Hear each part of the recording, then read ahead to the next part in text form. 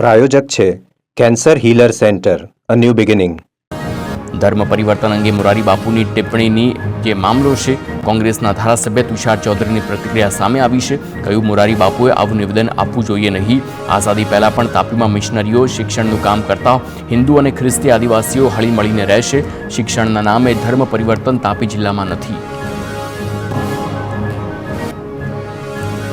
ગાંધીનગરમાં ગુજરાતી કલાકાર વિક્રમ ઠાકોરનું છલકાયું છે દર્દ. કહ્યું, સરકારી કાર્યક્રમમાં ઠાકોર સમાજના કલાકારની અવગણના કરવામાં આવી છે. વિધાનસભામાં કોઈ ઠાકોર સમાજના કલાકારને આમંત્રણ નહીં. છેલ્લા ઘણા સમયથી આવું થઈ રહ્યું છે. સરકારની જાણ બહાર પણ આવું થતું હોઈ શકે છે. મારી વાત નથી, સમાજની વાત છે એટલે હું બોલું છું. સરકારી કાર્યક્રમમાં ઠાકોર સમાજના કલાકારોને કેમ સ્થાન નહીં? દરેક કલાકારનું સન્માન થવું જોઈએ. હું રાજકીય માણસ નથી. 2007માં મોદી સાહેબે મને રાજકારણમાં જોડાવા આમંત્રણ આપ્યું હતું. હું સામાન્ય માણસ છું, હું લડવાવાળો માણસ નથી.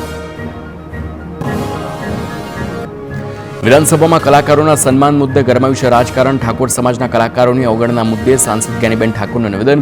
વિક્રમ ઠાકોરની નારાજગી વ્યાજબી છે. ઠાકોર સમાજની પ્રતિભાની અવગણના કરવી ભાજપની નીતિ છે. ઠાકોર સમાજના કલાકારોને જે નિર્ણય કરશે તેમાં સંપૂર્ણ સમર્થન.